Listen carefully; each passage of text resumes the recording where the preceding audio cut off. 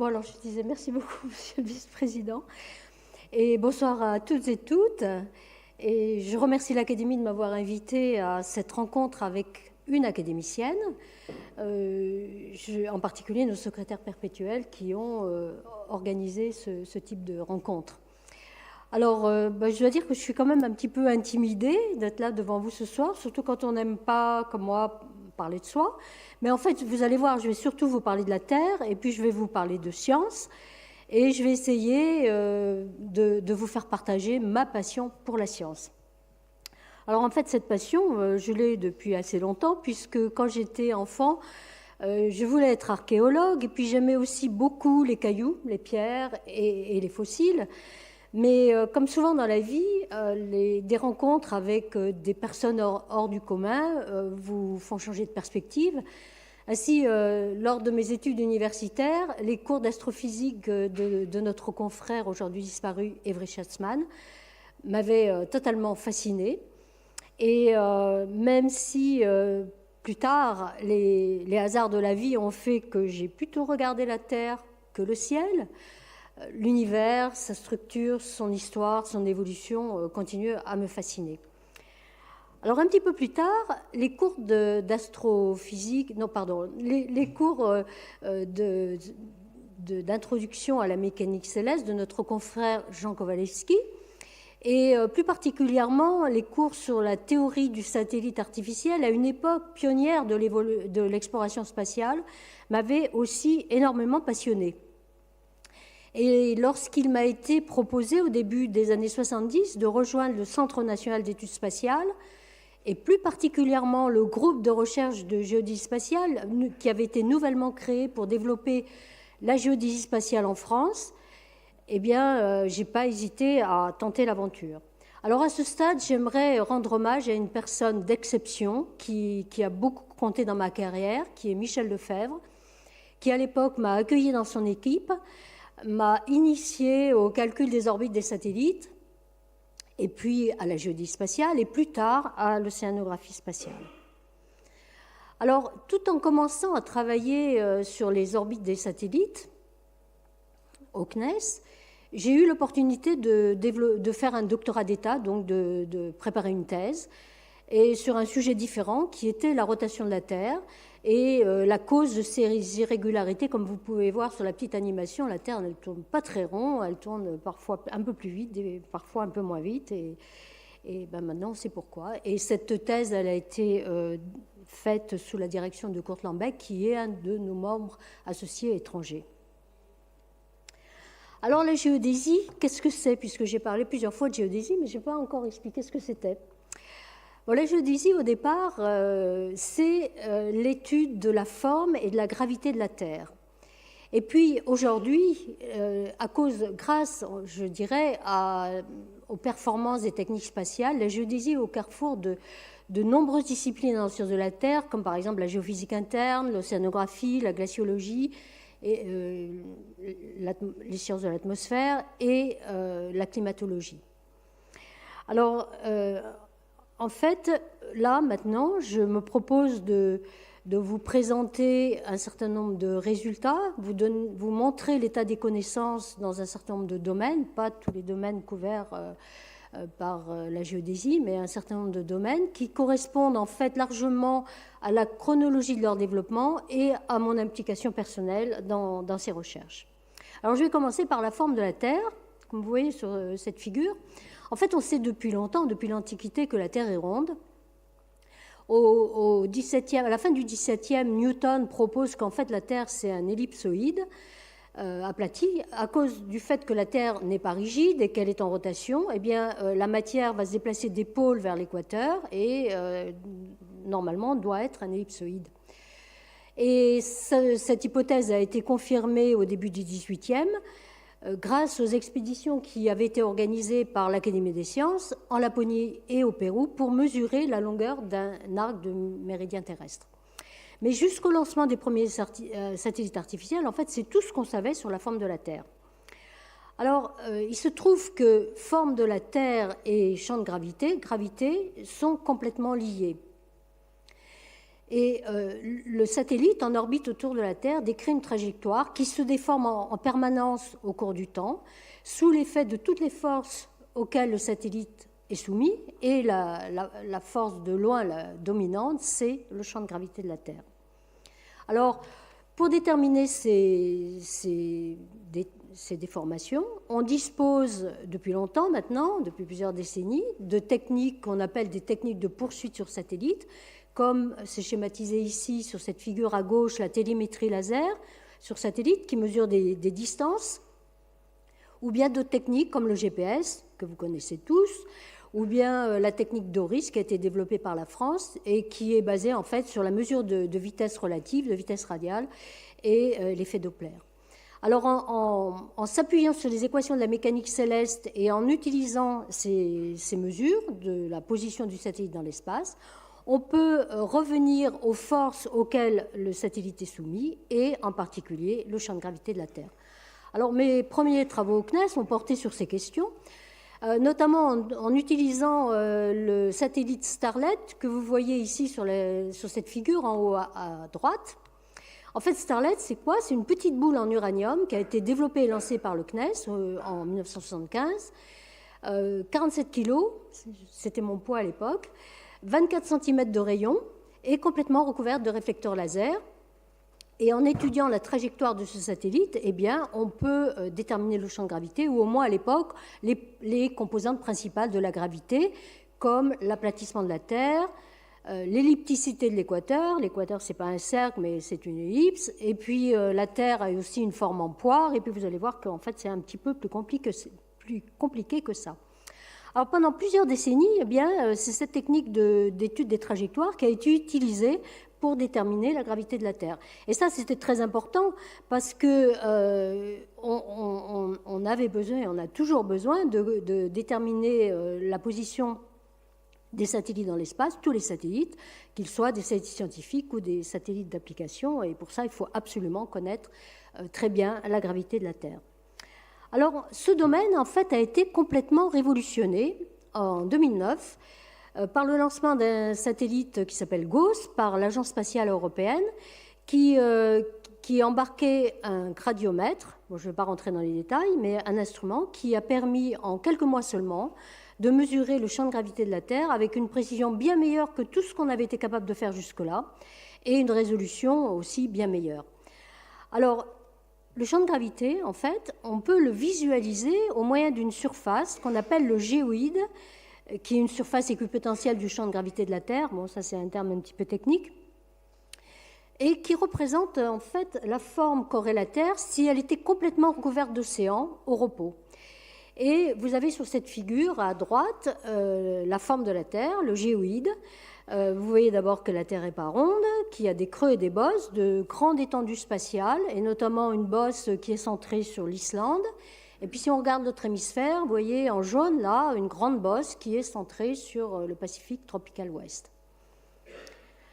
Alors pourquoi la Terre n'est pas ronde? Pourquoi il y a ces grands creux et bosses? Eh bien, un certain nombre d'études, j'ai participé à certaines, ont montré au fil des années que ces grands creux et bosses du géoïde, de la forme de la Terre, en fait, sont complètement corrélés aux anomalies de densité profonde dans la Terre, à la base du manteau de la Terre, telles qu'elles nous ont été révélées par la sismologie et qui, en particulier, représentent par exemple les bosses du géoïde sont corrélées aux zones chaudes du manteau, et inversement pour les creux et les zones froides du manteau. Et on pense que ceci représente, en fait, traduit la convection à grande échelle dans la Terre qui anime le manteau terrestre et qui est responsable du mouvement des plaques tectoniques en surface, donc de la formation des chaînes de montagnes et de l'activité sismique et volcanique en général. Alors dans ces domaines aussi, la géodésie spatiale a joué un grand rôle et continue de jouer un grand rôle. Et d'ailleurs, hier et aujourd'hui se déroule au Collège de France un symposium qui est l'anniversaire des 50 ans de la théorie de la tectonique des plaques, avec les grands pionniers de l'époque, Xavier Le Pichon, Dan Mackenzie, Jason Morgan.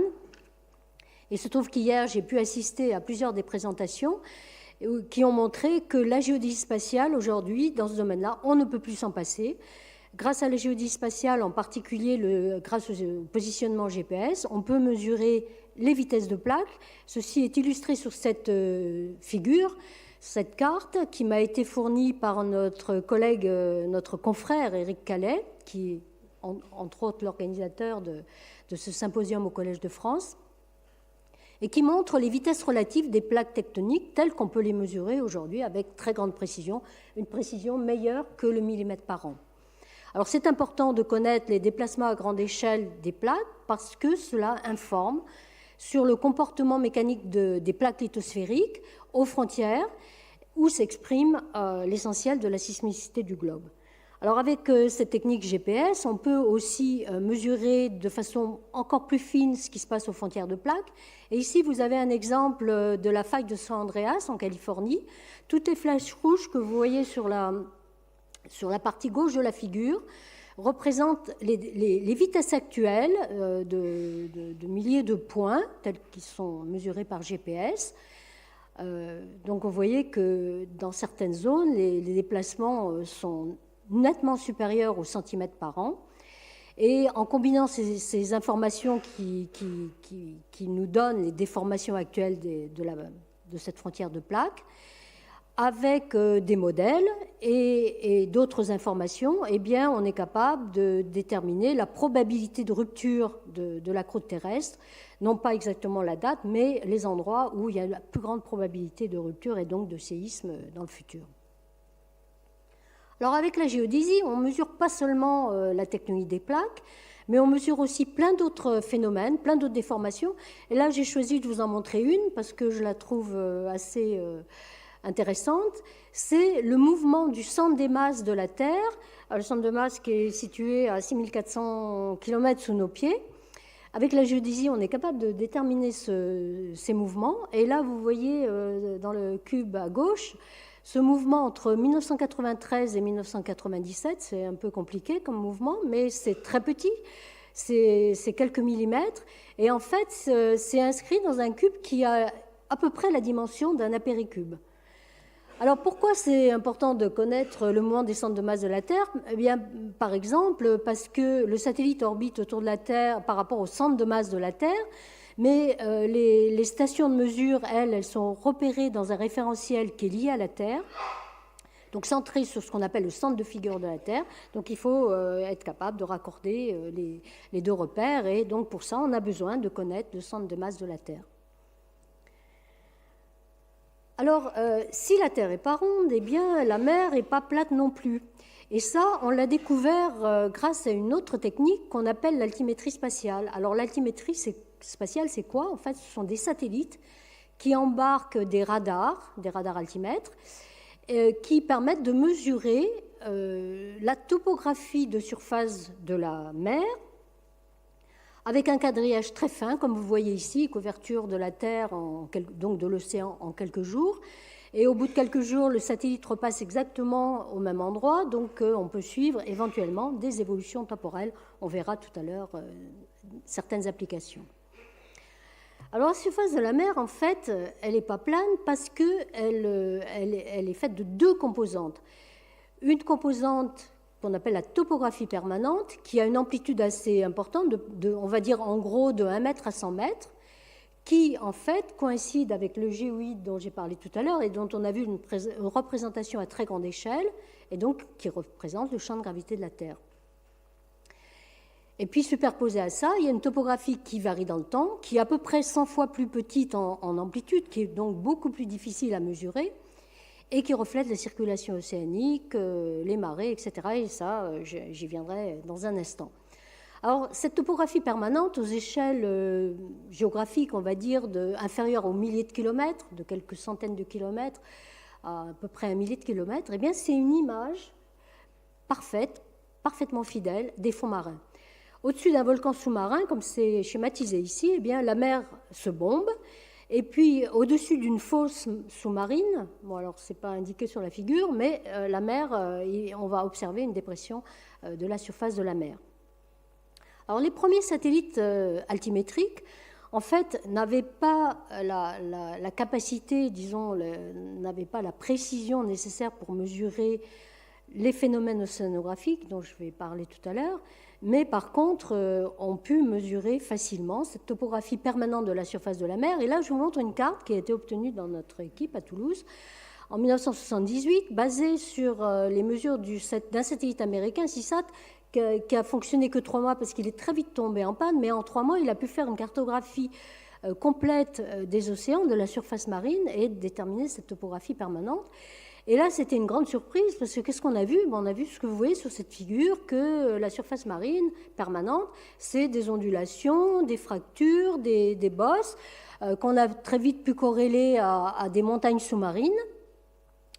Et plus tard, eh bien, des cartes un peu plus précises ont été obtenues par différentes équipes, en France et dans le monde, et vous avez ici une représentation en combinant des mesures de plusieurs missions altimétriques.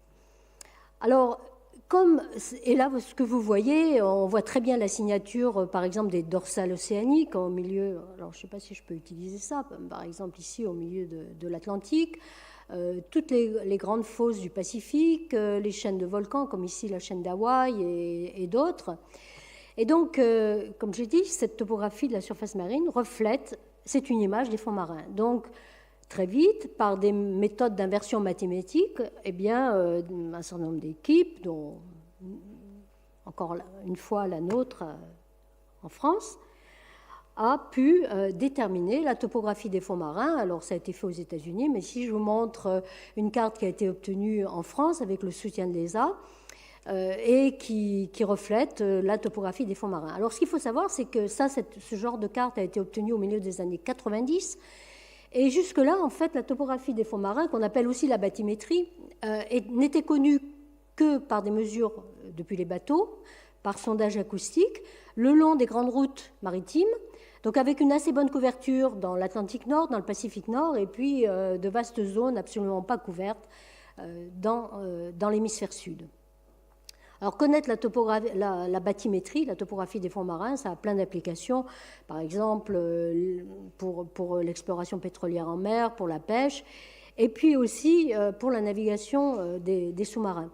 Alors là, je voudrais rappeler une chose intéressante, c'est qu'au milieu des années 80, exactement en 1985, les militaires américains ont lancé un satellite qui s'appelait GeoSat, uniquement dans le but de réaliser un quadrillage très serré de l'ensemble des océans et donc de mesurer cette topographie de la surface de la mer pour en déduire la topographie des fonds marins, la bathymétrie, et cela pour la navigation des sous-marins. Et ces données, elles sont restées classifiées pendant 10 ans, jusqu'à ce que, en 1995, l'Agence spatiale européenne utilise un de ses satellites civils, le satellite ERS-1, pour faire exactement la même chose. Alors du coup, les Américains, les militaires américains ont déclassifié leurs données. Les scientifiques se sont emparés de ces deux jeux de données parce qu'en fait, en combinant les deux, eh bien, ils obtenaient un quadrillage 2 fois plus serré et ont pu obtenir des cartes à très très haute résolution de la topographie des fonds marins sur l'ensemble du domaine océanique. Alors avec ce type de données, à la fois le géoïde, la surface marine, la bathymétrie, eh bien, beaucoup de découvertes ont été réalisées par différentes équipes dans le monde sur, par exemple, la structure et l'évolution des plaques lithosphériques. Donc, on en a parlé tout à l'heure, cette couche plus ou moins rigide qui recouvre la surface de la Terre. On a découvert des instabilités convectives dans le manteau supérieur et puis des dizaines de milliers de monts sous-marins qui n'étaient pas connus ou pour ceux qui étaient connus, en fait, étaient très mal localisés. Et ici, je vous montre une carte qui m'a été fournie par un collègue américain qui montre tous ces petits points rouges et ces petits points bleus coïncident avec des montagnes sous-marines voyez, 25 000 monts sous-marins dont l'altitude dépasse à peu près 100 mètres et 8 000 dont l'altitude dépasse 1 km. Et encore une fois, la moitié n'était pas connue. Donc, vous allez me dire à quoi ça sert? Eh bien, ça permet, entre autres, outre les problèmes de navigation sous-marine, eh bien, d'apporter des contraintes sur l'activité volcanique à la surface de la Terre.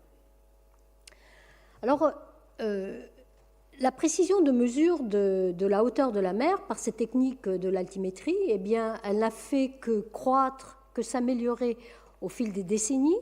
Il y a 40 ans, la pression, c'était de l'ordre du mètre, suffisant donc pour déterminer cette topographie permanente.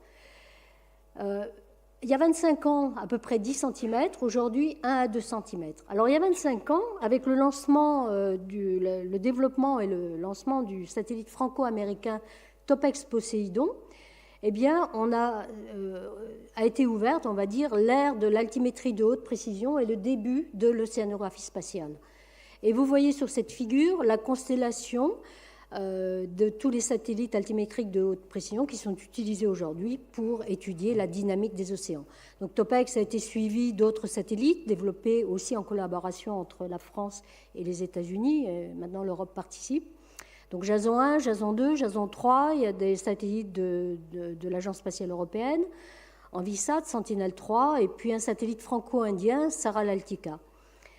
Donc, il y a 25 ans, avec l'objectif de la mission Topex Poséidon, c'était de déterminer la circulation des océans. Alors, ici, il y a une petite animation, mais visiblement... Ah, ça marche. Alors, les couleurs sont un petit peu modifiées par rapport à l'original, mais enfin, voilà. Ah, voilà. Donc là, ça marche bien. Alors, comment est-ce qu'on mesure la circulation des océans avec l'altimétrie ? En fait, on mesure, encore une fois, la topographie de la surface de la mer, mais cette fois-ci, celle qui se superpose à cette topographie permanente dont j'ai parlé tout à l'heure et qui représente le champ de gravité. Donc, en fait, en mesurant cette topographie, on a accès au courant. Pourquoi ? Parce qu'en vertu d'un état d'équilibre qui existe aussi dans l'atmosphère, qu'on appelle l'équilibre géostrophique, la vitesse du courant est proportionnelle à la pente de la surface marine. Alors, je ne sais pas si je vais pouvoir revenir en arrière, mais voilà. Donc, en mesurant cette topographie qu'on appelle dynamique, la topographie propre à l'océan, eh bien, on a les courants. Alors là, vous voyez ce qu'on a découvert. Là, il s'agit du Gulf Stream, bien sûr dans l'Atlantique Nord.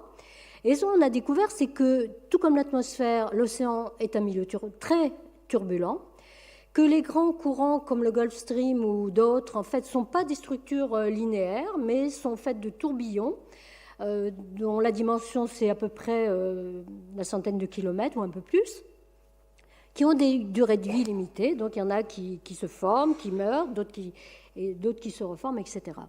Alors, pourquoi c'est important de connaître la circulation des océans ? Alors, bien sûr, pour la navigation, mais aussi pour toutes les applications au climat, on a besoin de savoir comment la chaleur est transportée par les courants océaniques d'une région à l'autre de la Terre. Alors aujourd'hui, une des applications phares de l'altimétrie spatiale, et notamment depuis qu'on a accès à cette précision centimétrique, eh bien, c'est la hausse du niveau des océans en lien avec le réchauffement climatique. Et vous voyez sur cette petite animation eh bien, que la mer monte. Là, cette figure et cette animation démarré en 1993, et effectivement, depuis 1993, donc date qui coïncide peu après le lancement de Topex Poséidon, en utilisant tous les satellites de la constellation haute précision dont je viens de parler, eh bien, on mesure avec très grande précision la hausse du niveau moyen des océans, que vous voyez représentée ici sur cette figure statique. Donc, vous voyez que non seulement la mer monte, mais qu'elle accélère. Alors ici, cette figure, enfin le dernier point de la figure, en haut à droite en rouge, est très récent puisqu'il date de la fin du 25 mai dernier. Donc la mer monte. Et puis, ce qu'on a découvert aussi avec l'altimétrie, grâce à cette couverture globale du domaine océanique, on peut calculer la même chose en tout point de l'océan, et on a découvert que la mer ne monte pas du tout à la même vitesse partout. Il y a de grandes disparités régionales. Et ici, vous avez les tendances en tout point d'océan sur la période 1993-1997. Alors, l'échelle des couleurs, c'est en millimètres par an. Quand on va du jaune au très rouge, eh bien, ça veut dire que ça monte de plus en plus vite ou de plus en plus. Et ce qu'on voit très bien sur cette figure, c'est qu'il y a des régions comme par exemple le Pacifique tropical ouest, ou bien le nord du Pacifique, ou encore le courant, enfin, autour, dans l'hémisphère sud, autour du courant austral, eh bien, la mer a monté beaucoup plus vite qu'aujourd'hui. Ce que j'ai oublié de dire là, je reviens sur la figure précédente, c'est qu'en fait, on observe qu'en moyenne, la mer a monté de 3 mm par an depuis 25 ans. Ça fait à peu près 8 cm d'eau répartie sur le domaine océanique. Et si vous mettiez cette eau sur les terres immergées, en oubliant les montagnes et tout, eh bien, ça ferait quand même 20 cm, une pellicule de 20 cm d'eau, ce qui est pas rien.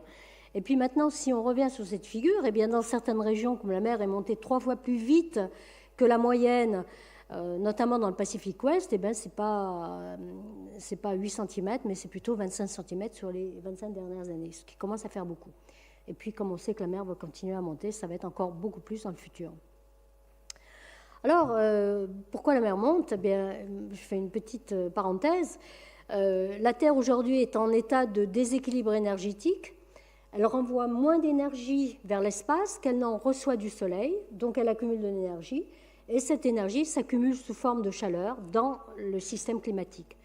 Et on sait aujourd'hui, grâce à des mesures de température de l'océan, notamment celles qui sont réalisées depuis une quinzaine d'années grâce au flotteur automatique Argo, dont vous voyez ici un petit schéma, et la carte en bas, en dessous, vous représente la couverture. À peu près, il y a à peu près 4000 flotteurs en activité aujourd'hui, qui mesurent sur une épaisseur de 2000 mètres dans l'océan la température à tous les niveaux.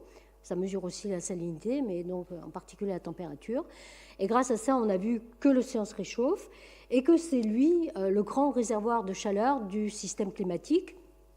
Et on peut dire qu'aujourd'hui, cet excès de chaleur dont on pense qu'elle est liée aux activités humaines, aux émissions de gaz à effet de serre, eh bien, est stocké pour plus de 93% dans l'océan.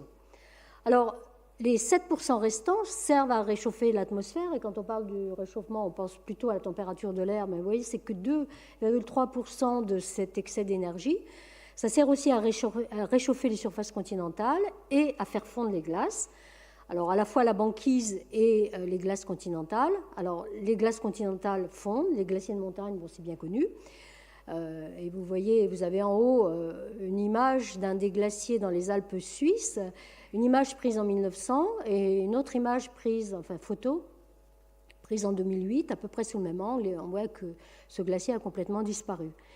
Mais il n'y a pas que les glaciers de montagne, il y a aussi le Groenland et l'Antarctique, qu'on appelle les calottes polaires, qui perdent de la glace, on va le voir, de manière accélérée.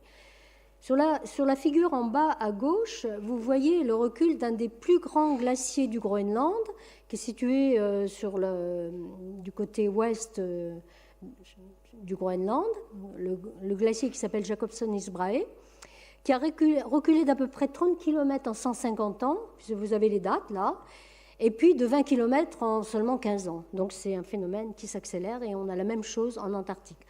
Alors, surveiller les calottes polaires, c'est extrêmement important. On les surveille aujourd'hui depuis l'espace parce que ce sont les grands réservoirs d'eau douce de la planète. Et on sait que si le Groenland fondait, la mer monterait de 7 mètres. Si l'Antarctique de l'Ouest, qui est la partie la plus instable du continent, perdait toute sa glace, eh bien, la mer monterait de 5 mètres. Alors, 5 plus 7, ça fait 12. Vous voyez que ça commence à faire beaucoup.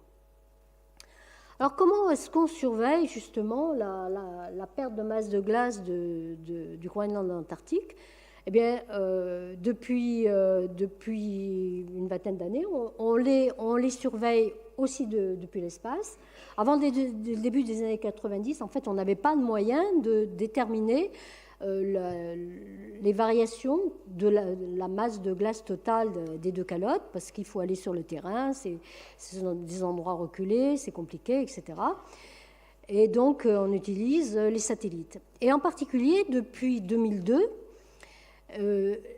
la mission de gravimétrie spatiale qui s'appelle GRACE, qui a été développée par les Américains et les Allemands, et qui mesure, c'est une mission révolutionnaire, je dois dire, elle mesure toutes les variations de masse à la surface de la Terre et dans la Terre, avec une résolution temporelle de l'ordre d'un mois et une résolution au sol d'à peu près 300 km. Alors GRACE, vous voyez, c'est deux satellites qui je dirais, volent en formation sur la même orbite, donc, qui sont espacés d'à peu près 200 km et qui mesurent en permanence leur distance mutuelle avec une précision de l'ordre de quelques microns.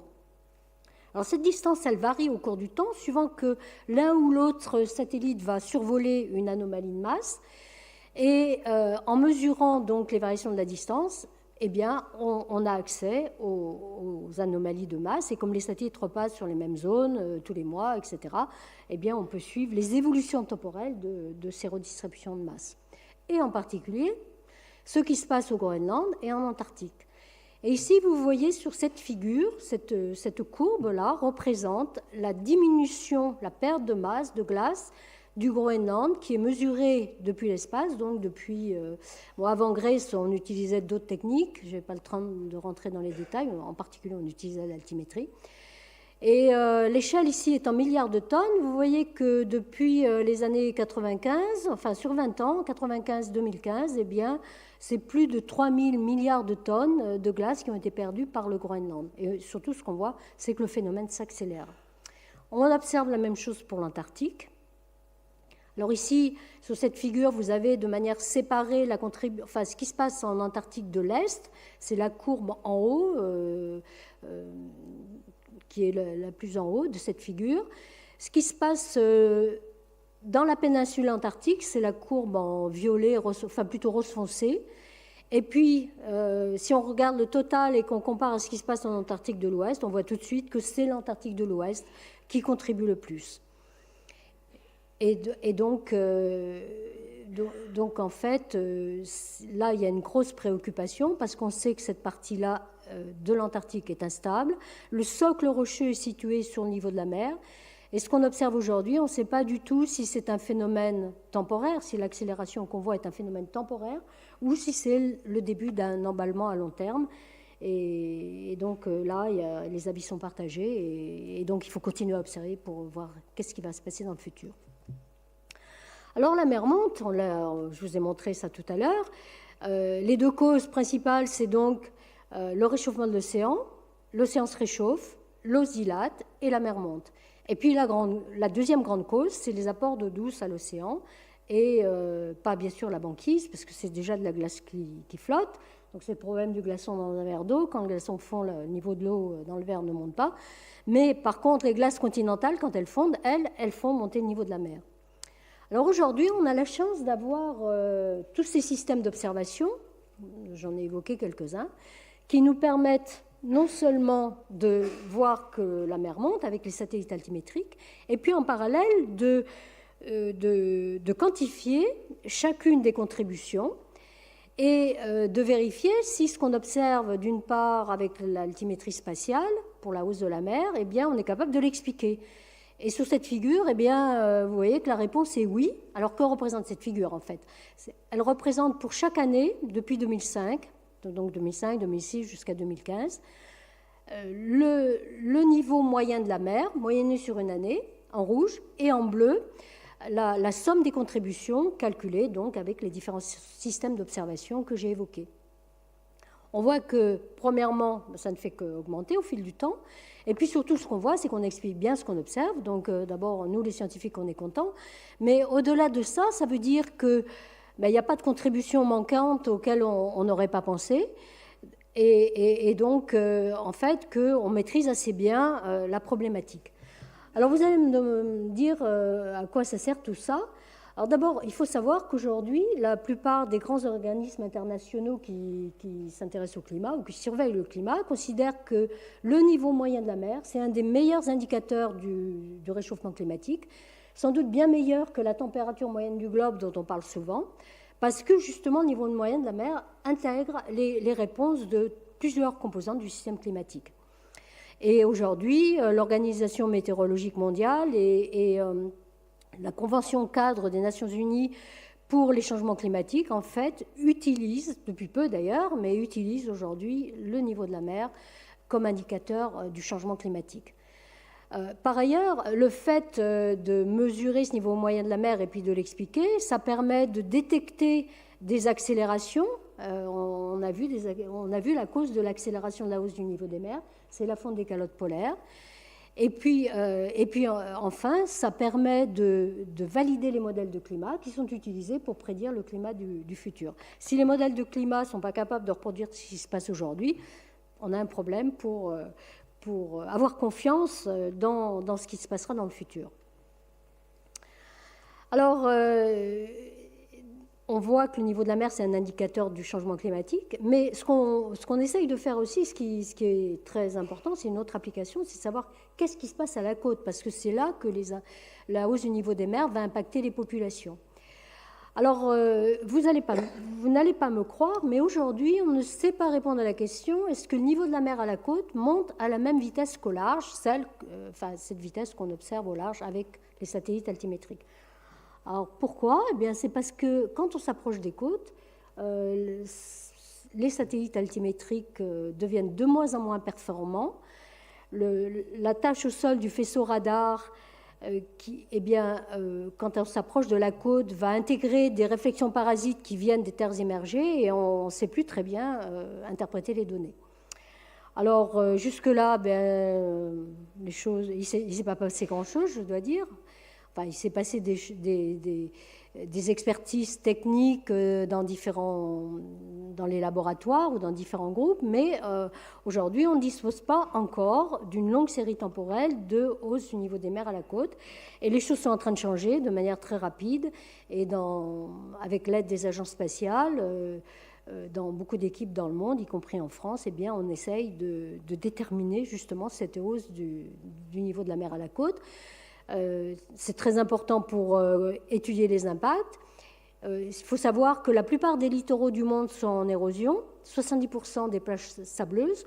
Mais aujourd'hui, on ne sait pas vraiment quels sont les rôles respectifs des phénomènes naturels, comme les tempêtes hivernales notamment, des activités humaines et de la hausse du niveau des mers dans le recul du trait de côte et l'érosion du littoral. Donc c'est une problématique extrêmement importante auquel les équipes impliquées s'intéressent de plus en plus. Alors le dernier volet que je voudrais aborder ce soir, c'est l'étude des eaux continentales à partir de l'observation spatiale. Et là aussi, c'est un domaine qui, depuis une quinzaine d'années, révolutionne complètement notre connaissance des ressources en eau sur la planète. Comme on peut l'imaginer, avec la qualité de l'eau, la gestion des ressources en eau est un problème clé pour de nombreuses sociétés humaines. Alors il se trouve que, en fait, l'eau, si elle est abondante, et ça a été expliqué par notre confrère Guylain de Marcilly lors de son 5 à 7, cette eau, en fait, elle est très mal répartie. Et juste pour donner l'exemple de l'Asie, qui concentre 60% de la population mondiale, eh bien, elle n'a que, je pense, autour de 35% des ressources en eau. Alors, on a besoin de connaître, de gérer l'eau pour plein d'applications, comme c'est indiqué ici, pour gérer les ressources, notamment pour l'irrigation des cultures. Il faut savoir que plus de 70% des prélèvements de l'eau sont pour l'agriculture, l'irrigation des cultures. Donc, on a besoin de connaître les ressources pour les besoins domestiques, pour l'industrie, pour la production d'énergie hydroélectrique, pour la prévision des risques, des événements extrêmes comme les inondations, les sécheresses, aussi pour la prévision météo, la modélisation du climat, la navigation, etc. Enfin, pour tout un domaine d'application. Alors, il se trouve que non seulement l'eau est mal répartie, mais en plus, les stocks d'eau varient à la fois dans le temps, et surtout dans le temps, pas trop dans l'espace, mais surtout dans le temps, à cause de plusieurs phénomènes, en fait deux grands phénomènes. D'une part, la variabilité climatique interne, et en particulier au moment des événements El Niño, les bassins tropicaux vont stocker plus ou moins d'eau. Et puis les activités humaines, avec la construction de barrages sur les fleuves ou bien le pompage de l'eau dans les aquifères, eh bien, modifient l'hydrologie des bassins versants et donc modifient les stocks d'eau à la surface des continents. Alors on a besoin, pour gérer ces ressources, d'avoir des données sur l'eau. Le problème, c'est qu'avec les réseaux in situ, eh bien, on a beaucoup de problèmes. Et là, juste pour vous donner un exemple, vous voyez sur cette figure la couverture, à la fois dans le temps et dans l'espace, d'une des plus grandes bases de données mondiales qu'on appelle le Global Runoff Data Center, qui collecte et gère les données de hauteur d'eau et de débit des fleuves sur l'ensemble de la planète. Alors, les petits points, ça vous représente la couverture spatiale, et les couleurs, la couverture temporelle. Alors, premièrement, vous voyez qu'il y a un certain nombre de régions qui ne sont pas couvertes. Et puis, deuxièmement, quand vous regardez les couleurs, par exemple, les points rouges indiquent que les données dans cette base de données mondiale, qui est censée collecter toutes les données existantes, eh bien, ces données, il n'y a pas de données après 1980. Les points jaunes indiquent qu'il n'y a pas de données après 1990, etc. Et les seules régions du monde où on a des données à jour, eh bien, c'est l'Amérique du Nord et l'Europe occidentale. Alors, j'ai dit que dans certaines régions, il n'y a pas de données. En fait, c'est pas toujours vrai. Dans certains pays, ces données existent. Sauf que les données sur l'eau ont une valeur commerciale et l'eau, c'est aussi un enjeu de sécurité nationale et certains pays conservent leurs données et ne les mettent pas à disposition de la communauté mondiale et en particulier de la communauté scientifique, ce qui est un vrai problème. Alors avec l'espace, eh bien, on n'a plus ces problèmes parce que l'espace ignore les frontières et il y a une quinzaine d'années, il y a un certain nombre d'équipes dans le monde, y compris en France, qui se sont dit que si l'altimétrie spatiale bien que l'altimétrie spatiale ait été développée pour étudier les océans, on pouvait sûrement se servir pour étudier les eaux de surface sur les continents. Et c'est tout à fait vrai. Et aujourd'hui, on mesure de façon routinière, avec toute la constellation des satellites altimétriques dont je vous ai parlé tout à l'heure, que j'ai montré tout à l'heure, eh bien, les hauteurs d'eau sur les lacs, sur les grands lacs et les grands fleuves de la planète, de façon continue. Sur les fleuves, on peut aussi en déduire les débits, ce qui est la donnée importante pour les hydrologues et les organismes qui gèrent les ressources en eau, dont les agences de bassin. Alors, je vais vous montrer un exemple. Ici, il s'agit d'un exemple sur le lac qui s'appelle Tonlé Sap, situé au Cambodge, où toutes les populations sont installées le long du lac. Ce lac présente des variations saisonnières extrêmement importantes, de plusieurs mètres, vous voyez, sur cette figure. Et puis, d'une année à l'autre, en fait, les maximums d'eau ne sont pas du tout équivalents. Ça peut varier aussi de plusieurs mètres d'une année à l'autre.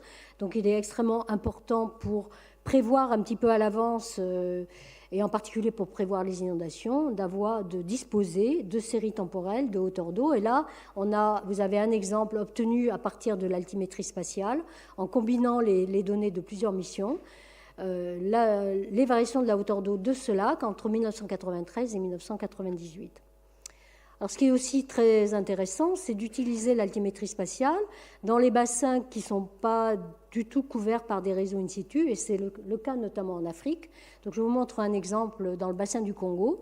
Les petits points, alors je ne sais pas si vous apparaissent bleus et rouges, mais enfin, bon, on voit surtout les bleus, représentent ce que nous, on appelle des stations virtuelles altimétriques. Ce sont les endroits où le satellite va traverser le fleuve, et à chaque fois qu'il va passer au-dessus du fleuve, va faire une mesure du niveau d'eau, et puis lorsqu'il va repasser la fois suivante, il va remesurer le niveau d'eau, etc. Et on va être capable de construire des séries temporelles de niveau d'eau sur plusieurs années, plusieurs décennies. Et donc, ici, on a normalement une animation. Alors, pardon. Je ne sais pas si elle va marcher. Voilà. Donc c'est toujours sur le bassin du Congo, c'est juste pour vous montrer ce qu'on est capable de faire avec l'altimétrie sur plusieurs années. Alors ce que vous voyez en bleu, c'est les périodes de basse eau, en jaune et rouge les périodes de haute eau. Donc on est capable de fournir ce type d'informations à toutes les entités qui s'intéressent à l'utilisation des ressources en eau pour la navigation, pour la gestion des ressources, etc. Alors, le CNES et la NASA sont en train de développer et vont lancer en 2020 une nouvelle mission qui est basée sur un nouveau concept altimétrique, qui est l'altimétrie interférométrique à large fauché, qui va être totalement révolutionnaire pour la gestion des eaux de surface, puisque grâce à cette mission, on va être capable de mesurer les niveaux d'eau et les débits des fleuves sur l'ensemble de tous les plans d'eau de la planète, toutes les rivières, tous les lacs, avec une résolution de 50 mètres partout. Donc certainement révolutionnaire, non seulement pour la gestion, mais aussi pour la prévision des événements extrêmes comme les inondations. Alors l'altimétrie joue un très grand rôle aujourd'hui, mais il n'y a pas que ça. La gravimétrie, dont j'ai parlé tout à l'heure, que j'ai évoquée pour la mesure des variations de masse du Groenland et de l'Antarctique, c'est aussi utilisé, et beaucoup utilisé, pour déterminer les variations des stocks d'eau sur les continents. Alors cette mission, j'ai dit, mesure l'ensemble des redistributions de masse, et dans les bassins, sur les continents, dans les bassins hydrographiques, en fait, va mesurer le stock d'eau total, c'est-à-dire ce qui se passe en surface, dans la partie racinaire de la végétation, ce qu'on appelle l'humidité des sols, et puis surtout ce qui se passe dans les nappes profondes, les aquifères, qui sont les réservoirs auxquels on a difficilement ou pas du tout accès grâce aux mesures in situ. Alors avec GRACE, on est capable de suivre la diminution du stock d'eau dans les grands aquifères de la planète. Et vous voyez ici une courbe, une série de courbes qui vous montrent alors, le fait que les pentes aillent de la gauche vers la droite, vers le plus haut jusqu'au plus bas, montrent que les stocks d'eau dans ces grands aquifères en Chine, au Moyen-Orient, en Amérique du Sud ou encore dans le bassin en Inde sont en train de diminuer. Et la période qui est couverte ici, c'est 2002-2013. Et je vais vous montrer un autre exemple dans le bassin du Gange et du Brahmapoutre, au nord du continent indien. Ce que vous voyez ici en bleu représente une diminution de l'eau dans les nappes profondes, les aquifères, vue par GRACE. Et cette courbe ici vous montre la diminution de l'eau dans les aquifères, dans le bassin du Brahmapoutre, depuis 2003, et on voit que il y a des petites fluctuations d'une année à l'autre, mais que vous voyez que la tendance générale est à la diminution du stock d'eau. Et on sait que ces régions-là, ce sont des régions où il y a des millions, je crois, de puits qui sont creusés par les agriculteurs pour irriguer les cultures. Mais la conséquence, c'est que le stock d'eau est en train de diminuer. Alors, j'en arrive un peu à la dernière partie de mon exposé, vers la fin. J'aurais pu vous parler ce soir de beaucoup d'autres applications de l'espace à l'observation de la Terre, à l'observation de la planète, comme par exemple la mesure du champ magnétique et de ses variations par la constellation des satellites SWARM, qui ont été développés par l'Agence spatiale européenne, qui sont toujours en orbite et qui produisent des mesures extrêmement importantes sur le champ magnétique du noyau de la Terre ou de la croûte terrestre. J'aurais pu aussi vous parler d'une diminution des glaces de la banquise, mesurée notamment du volume de glace de la banquise, mesurée notamment par le satellite Cryosat de l'Agence spatiale européenne. Vous voyez sur cette figure qu'entre 1979, c'était avant Cryosat, donc c'était basé sur d'autres mesures, et 2016, la banquise a perdu un volume absolument considérable.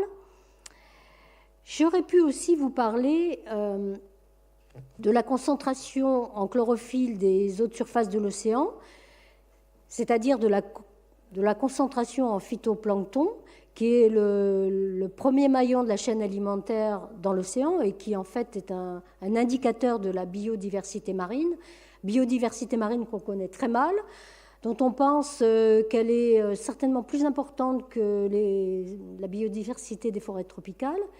Et selon notre collègue Gilles Boeuf, seulement 15% des espèces connues dans l'océan, des espèces marines sont connues dans l'océan, et il y en existe certainement beaucoup plus. Alors vous voyez sur l'animation à gauche, la concentration en phytoplancton. En fait, ce qu'on mesure, c'est la concentration en chlorophylle, le long des côtes de l'Amérique du Nord. Donc là, c'était pendant quelques années. Et puis, vous voyez le genre de carte globale qu'on est capable de faire. En fait, là, c'est une carte statique à une époque donnée, mais on peut produire des séries temporelles de cartes sur toute la planète, enfin, surtout le domaine océanique. Alors, si j'ai appelé le titre, enfin, si j'ai proposé le titre de cette rencontre, La Terre, une planète pas comme les autres, c'est parce que, comme vous le savez bien, la Terre, ce n'est pas une planète comme les autres, c'est la seule, au moins dans le système solaire, à abriter une vie évoluée. D'ailleurs, j'ai découvert très récemment qu'en 1988, Ishaq Rasool, qui était alors responsable du programme planétaire et puis ensuite de l'observation de la Terre à la NASA, avait donné ce même titre, La Terre, une planète pas comme les autres, à un de ses ouvrages. Mais ça, je ne le savais pas quand j'ai proposé ce titre à l'Académie. Alors, la vie a eu des impacts majeurs sur l'histoire de la Terre.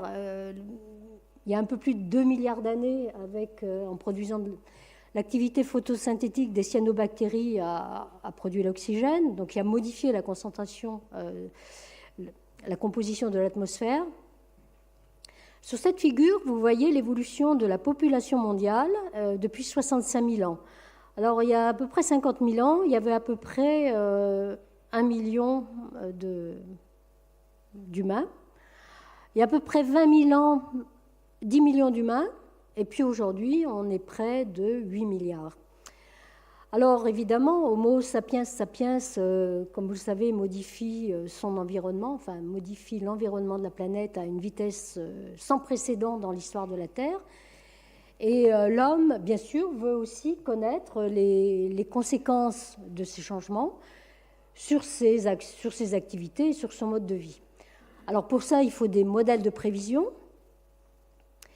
Et ces modèles de prévision impliquent qu'on comprend les processus qui sont à l'œuvre, et sur la planète, c'est extrêmement compliqué. Donc ces processus, il faut les observer, et pour les observer, il faut des données.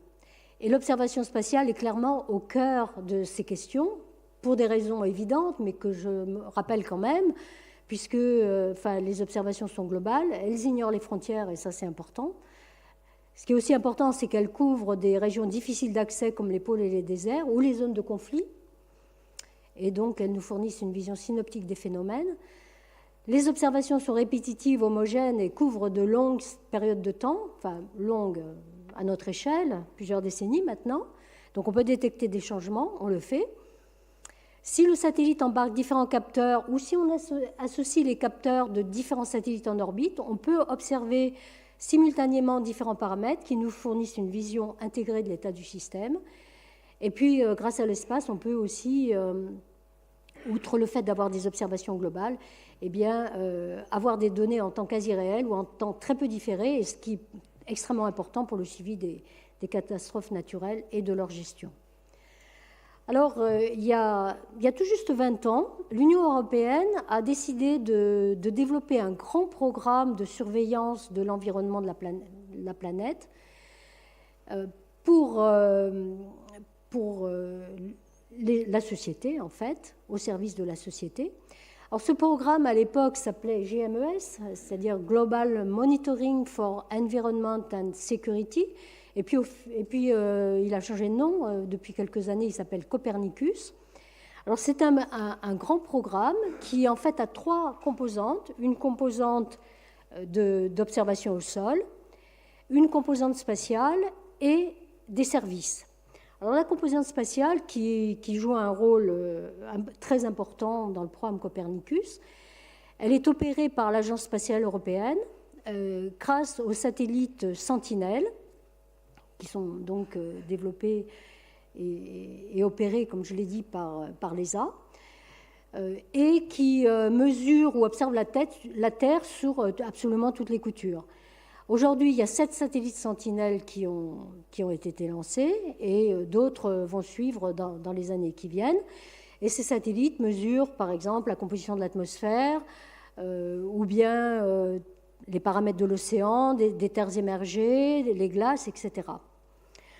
Alors, les données, en fait, sont ensuite transformées par les services, la troisième composante de Copernicus, en informations compréhensibles et facilement utilisables, même pour des utilisateurs non experts. Et ça, c'est extrêmement important. Ce qu'il faut savoir aussi, une grande caractéristique de Copernicus, c'est que ces données sont gratuites et accessibles à absolument tout le monde. Bien sûr, les pays, enfin, des organismes qui soient institutionnels ou privés des pays membres de l'Union européenne, mais aussi en dehors de l'Union européenne. Alors, au moment où ce programme est devenu opérationnel, en 2014, la prestigieuse revue Nature avait préparé un éditorial, dont j'ai extrait cette figure, et écrivait Once its Sentinel satellites are fully operational, Copernicus will probably be the world's most comprehensive Earth observation program. Et c'est tout à fait vrai, et je considère que c'est vraiment une très belle réussite de l'Europe.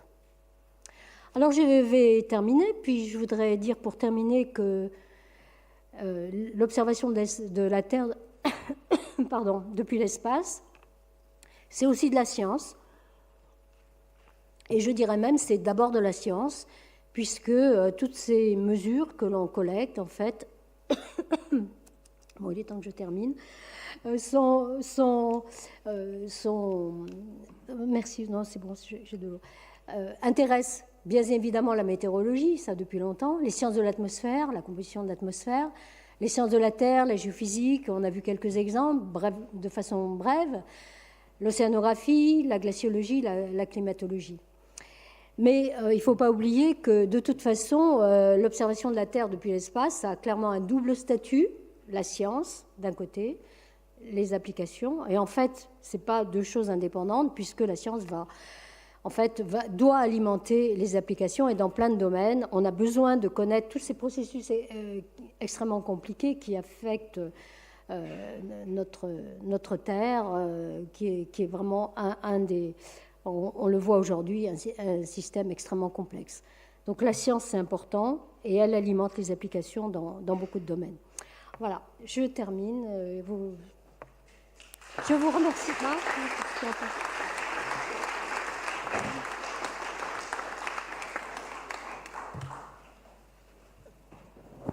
Bien, merci beaucoup de nous avoir fait voyager dans un satellite, enfin plusieurs satellites, à vrai dire, et nous avoir donné ces images et cette réflexion qu'on va poursuivre avec une série de questions. Donc, qui souhaite démarrer les questions? Merci beaucoup pour votre exposé, c'était vraiment super. Vous nous avez fait voyager pendant quelques décennies avec des résultats super intéressants à partir de données satellitaires. Quelle est votre vision sur les décennies à venir? Quel type de mission envisagez-vous? Quels paramètres à mesurer? Avec quelle résolution spatiale temporelle?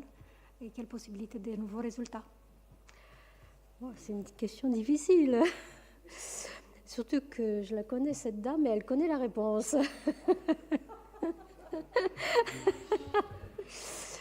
Bon, si je m'en tiens aux domaines dont j'ai parlé, qui sont mes domaines de compétences, pour moi, c'est évident que tous les systèmes d'observation qui vont suivre le changement climatique, il faut absolument qu'ils soient pérennes. Mais je pense qu'aujourd'hui, les agences spatiales et les pays qui contribuent au financement de ces projets spatiaux l'ont bien compris.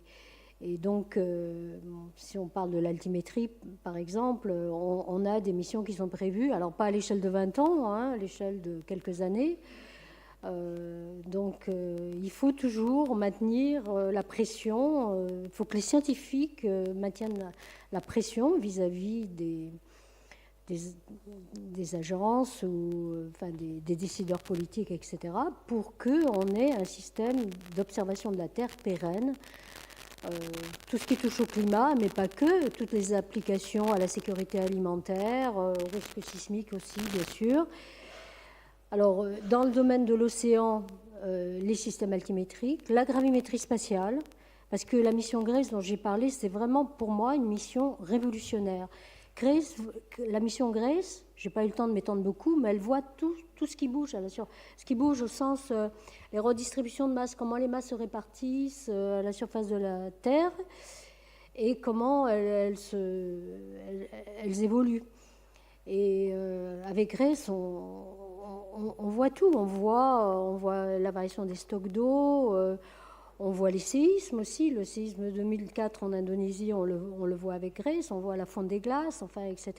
Ce genre de mission, lui, il n'est pas forcément pérenne. Et donc, il y a eu cette première mission GRACE qui a été lancée en 2002, qui a terminé sa vie en automne dernier.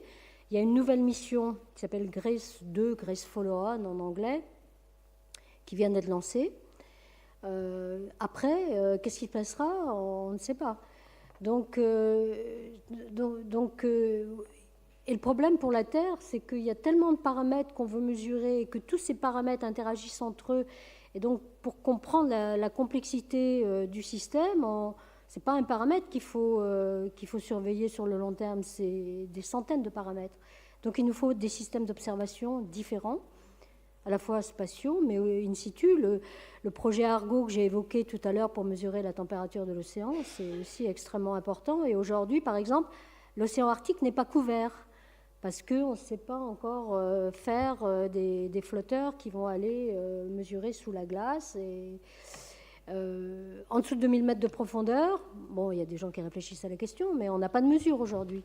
Donc il y a encore beaucoup de problèmes observationnels auxquels je pense que les scientifiques ont un grand rôle à jouer parce qu'ils doivent alerter en disant ça, c'est un paramètre extrêmement important qu'il faut mesurer.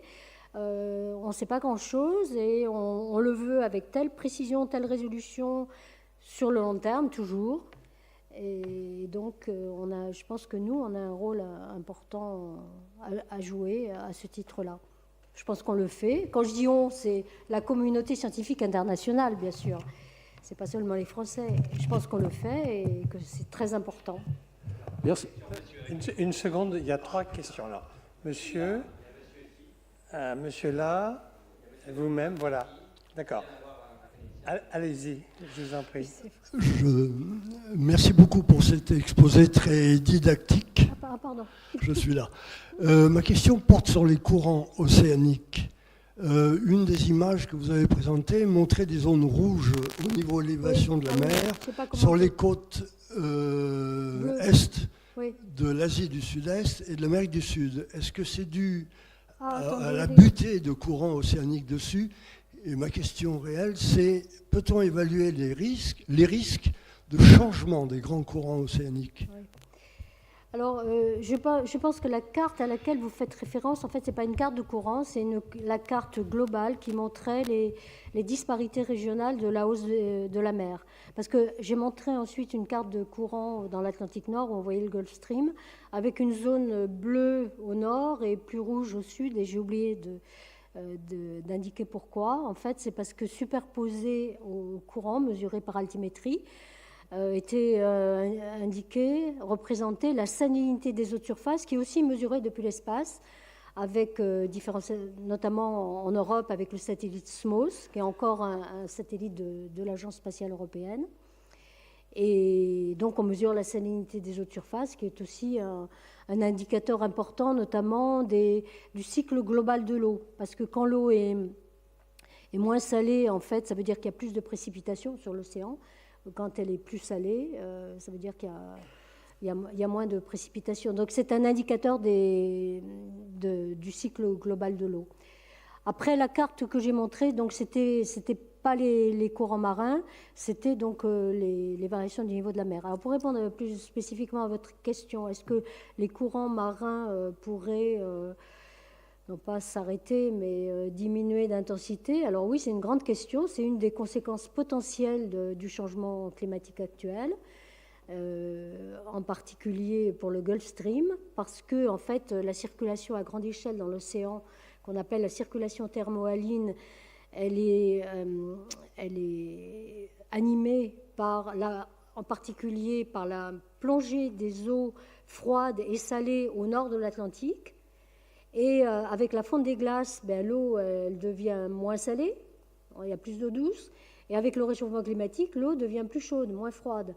Donc cette plongée des eaux salées et froides dans l'Atlantique Nord peut diminuer d'intensité. Donc comme c'est le moteur de cette circulation à grande échelle, et y compris du Gulf Stream, qui est une des branches superficielle de cette circulation, eh bien, les climatologues ont montré qu'au cours des prochaines décennies, suivant l'intensité du réchauffement, cette circulation peut non pas s'arrêter totalement, mais diminuer d'intensité. Avec, pour le climat de l'Europe, effectivement, des conséquences, puisque c'est le Gulf Stream qui est le Gulf Stream et sa continuation vers l'Europe occidentale qui joue un rôle dans le climat régional de l'Europe, de nos régions en fait. Merci Madame pour votre exposé riche et fécond. Alain Cognards. On sait d'après les astrophysiciens que le centre de gravité de la Terre est garanti par la bonne distance de la Terre à la Lune. Or, on s'aperçoit que la Lune, et c'est très très inquiétant, s'éloigne de plus en plus. Est-ce que ça ne va pas poser un problème de déséquilibre de rotation de la Terre ? Alors oui, vous avez raison.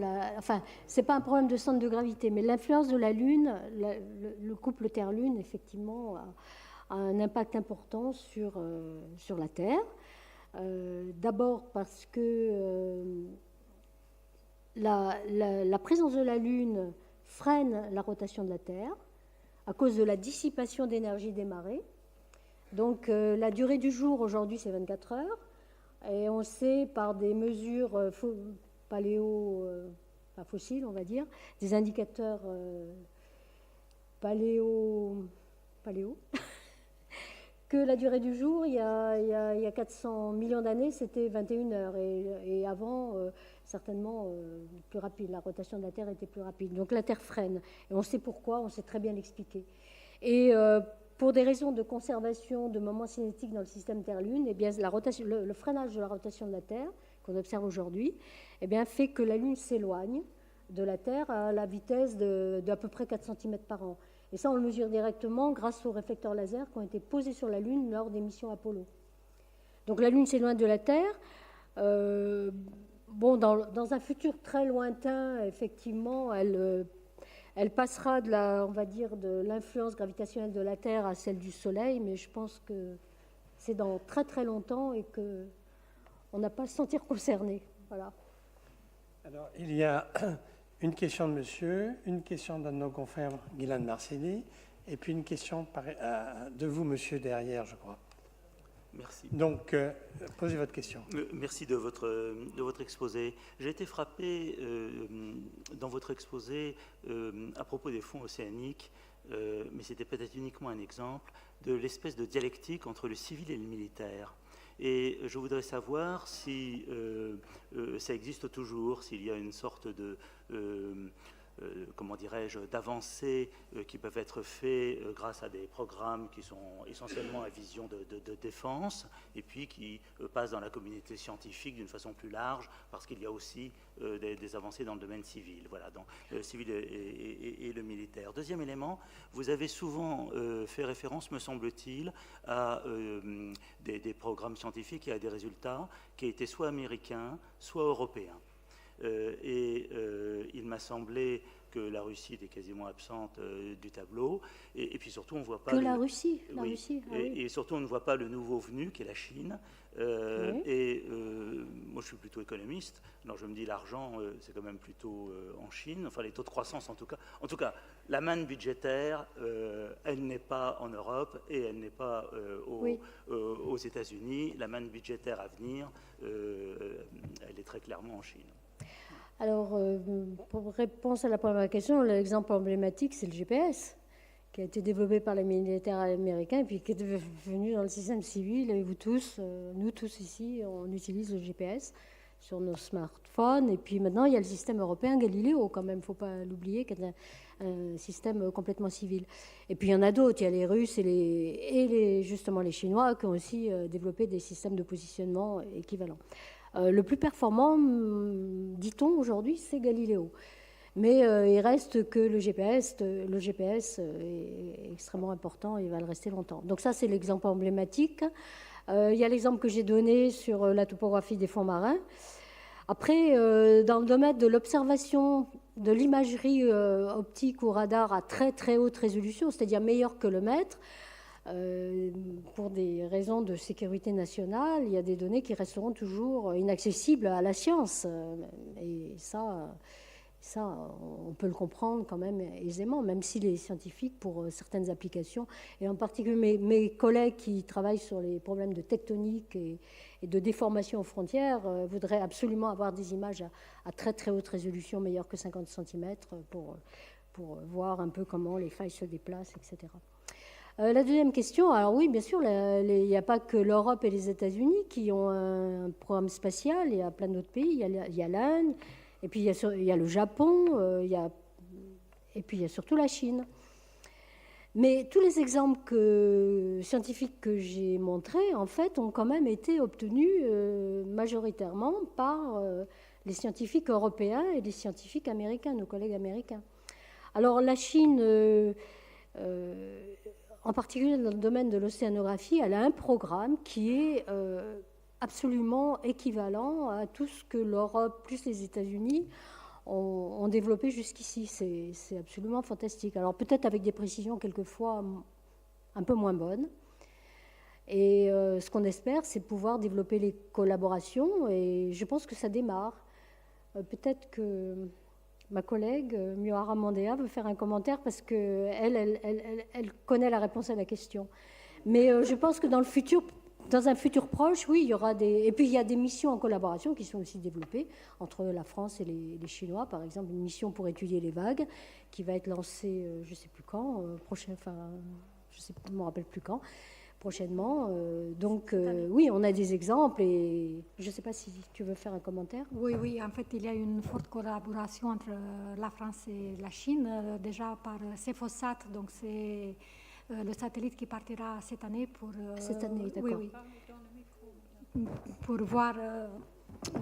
pour étudier les vagues. Et puis, évidemment, on a des coopérations avec d'autres pays, surtout ce qui est observation de la Terre. Pour la partie optique, c'est vrai que les données militaires restent sous secret, mais il y a des zones quand même où ces données sont accessibles aux chercheurs, et je pense aux satellites Pléiades, les deux Pléiades, le satellite français, et qui sont des images qui sont utilisées par les chercheurs, surtout après des gros risques sismiques, par exemple. Je pense au tremblement de terre de Népal, ces images ont été énormément utilisées. Ou Haïti, par l'exemple d'Haïti aussi. Oui, il y a Haïti aussi, oui. Haïti. Merci. Monsieur Guylaine Marcilly. Merci Annie pour cet excellent exposé, cette clarté de ton exposé. J'avais trois petites questions rapides. La première, est-ce qu'en temps réel, avec les mesures d'élévation de la surface de la mer, on peut détecter des tsunamis? C'est quelque chose qui serait utile, hein, puisque oui, la vitesse de propagation d'un tsunami est de l'ordre de quelques dizaines de kilomètres par heure. Donc si on pouvait prévenir quelques tsunamis. Deuxième question, est-ce qu'on peut mesurer par satellite, je dirais, la diminution de la surface des glaciers, autrement dit, voir la fonte des glaces par altimétrie spatiale? Et ma troisième question, si le temps le permet. Maintenant, évidemment, je l'ai oublié. Donc, on reste à ces deux questions-là. Alors, oui, la réponse à la première question des tsunamis, oui. On a l'exemple du tsunami de 2004 qui a traversé, qui est allé de l'Indonésie qui a traversé le Pacifique. Et effectivement, on l'a vu, mais on n'a pas pu le prévoir avec les satellites. Ils l'ont vu en temps quasi réel et on a constaté après la propagation de l'onde de tsunami à travers le Pacifique. Non, alors j'ai dit une bêtise là. C'est pas le Pacifique, c'est l'océan Indien. Excusez-moi. Est-ce qu'on aurait pu prévenir les Indiens voilà, de l'arrivée? alors, par contre, il y a un système de prévention basé sur des marégraphes qui sont implantés le long des côtes et qui détectent en temps quasi réel, effectivement, la possibilité d'un tsunami après un grand séisme. Mais avec le satellite, alors c'est quand même très important parce que grâce à ces observations de la propagation de l'onde, les modèles de compréhension des tsunamis, notamment ceux qui sont développés en France par nos collègues du CEA, ont été grandement améliorés. C'est un exemple. Alors pour les glaciers, la réponse est oui aussi.